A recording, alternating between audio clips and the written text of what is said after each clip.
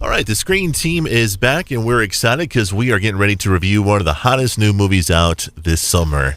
It is called Suicide Squad, and this is DC's attempt to regain control of their universe after what happened to Batman versus Superman.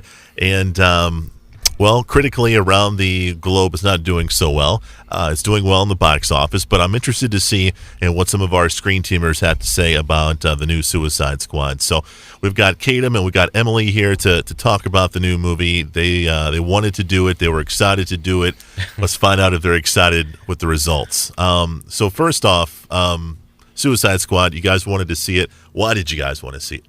There was so much hype about it, and the trailers actually looked good. Mm-hmm. You know, they did better on the trailers than anything, I think. Now, Emily, Kadam here, he's a Marvel guy. Do you have an allegiance to one or the other? My favorite is Batman, but honestly, other than Batman, I don't really care either way. So. Can I give you some love for Batman? All right, thank you. Go on.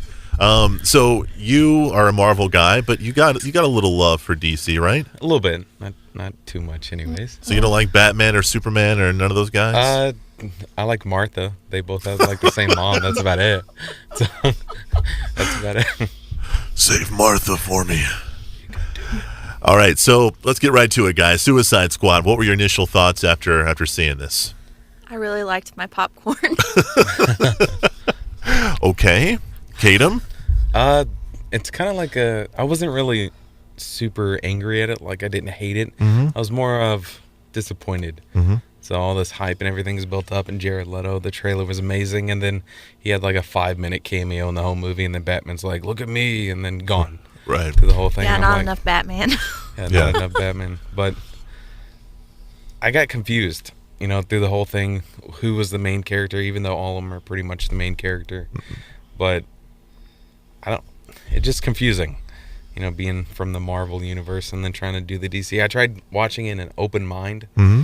but my mind just wanted to slam the door shut. You should have seen his face the whole time watching it. He was closed I was just- to Yeah. the whole DC thing. You dead could tell face. just looking at him. He was. So, Emily, what were some of your critiques? What didn't you like about the film? Okay, this I don't even know his name because you know how and they showed you what all the criminals did, why they were in such strict. Okay, and then they show up and they're at the army base and everything. Well, then this random villain shows up in the car and they haven't even showed what he has done, who he is, or anything, and then he dies in like the first 5 minutes. Oh, of the you're movie. talking about Slipknot. Yeah, I still don't even know who he is. Yeah. After nothing. Yeah, that's a good point. I was expecting him to be in the movie a little bit longer, and it was like, okay, we have to have somebody expendable. Let's get this guy right here, and like they didn't tell you any background on him or anything. And me not being Marvel or DC, not keeping up with any of it, I was completely confused who he was, and then he was just dead. Yeah. That was a big thing for me. You like Batman, Emily? Do you like the Joker at all? Yeah. Oh, Joker. That was not my favorite Joker. Okay, what was it about it? I like the clown version of the Joker. I'm not crazy about the drug addict crazy. That's just not my Joker. You didn't like the grill? No. Gangster. Not into the gangster drug Joker. Yeah. Harley Quinn, a big deal was made about her being in this film, like her first appearance in an actual DC movie. The trailers made her look amazingly awesome. Did the movie do her justice? I was surprised with Harley Quinn because we watched her do an interview with Jimmy Fallon, and she has this terrible accent. And you would never know watching the movie that she, had that accent at all. You don't like Australian accents? Not on Harley. Sorry to all our Australian. Not on Harley. She's not supposed to be Australian. So Yeah. I didn't know that the actress was going to be able to pull it off, is what I'm saying. Nothing against Australians, nothing against the accent. I just didn't think that, Harley's not supposed to be Australian. And we just lost all of our Australian people. Thanks Sorry. a lot, Emily. This movie does a lot of intertwining. You're seeing what's going on in the present, and they show a lot of flashbacks, and not just in the beginning. They show flashbacks in the middle of the film, also in the end of the film as well. Did it help you along with the story, or were we just kind of like, why? What's going on? Did the flashbacks help or hinder you guys? I think they helped. I wasn't confused at all, and it really surprised me that a lot of the flashbacks made him look more human. They didn't look as villain when you started seeing the flashbacks. Was that a problem for you? I mean, like when you have your villains, do you want them to have hearts? I mean, you know what I mean. Do you want them to have? Do you want them to have more of more character driven than just being bad guys? Do you want to see the good of them as well? I saw both sides of that. You know, you kind of felt bad because, like, Will Smith's character wanted nothing more than to be with his daughter and couldn't because he had been so bad, and I don't know. It made me feel bad for them.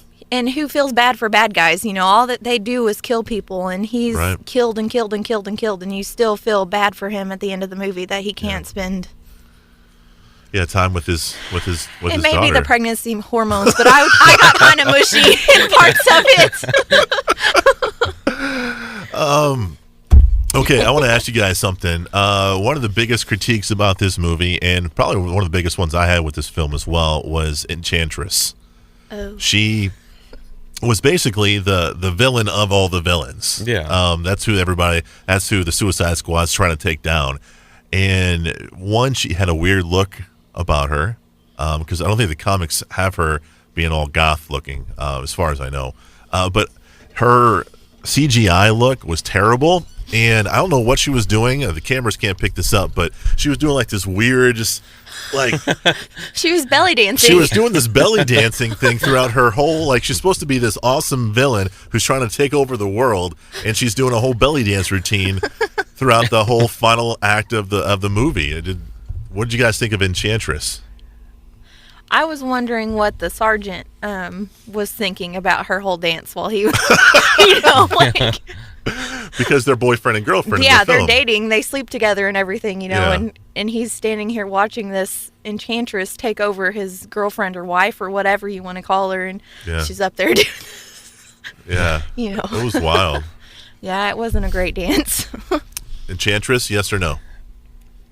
Through the whole movie, I got confused. I thought she was going to be a part of the Suicide Squad, and it's going to be like this, bigger being, some type of alien-esque kind of thing. But then she just kind of snapped because she found her heart. And I'm like, okay, isn't that like Indiana Jones where they're like grabbing the heart and just pulsating or something? Like in Temple of the Doom, yeah. Exactly. Yeah. But the whole CGI thing, me and CGI, it doesn't go well. Yeah. I like the old Indiana Jones movies, not the newer one. That's 100% CGI. You like practical effects. Yeah, practical effects. Even though they kind of look a little bit ridiculous, like the old Godzilla movies and that kind of thing. You put a guy in a suit and just let him smash around in some towers. That's cool. Yeah, I like that. So Suicide Squad. If for some reason they decide to make a sequel, are you guys down?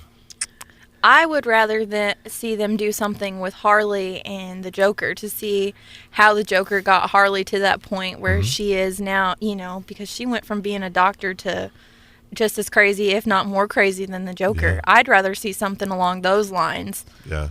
So no more Suicide Squad, but maybe divide up some of our characters and give them their own kind of origin films kind of thing. Kadam, you agree? I agree with that, yeah.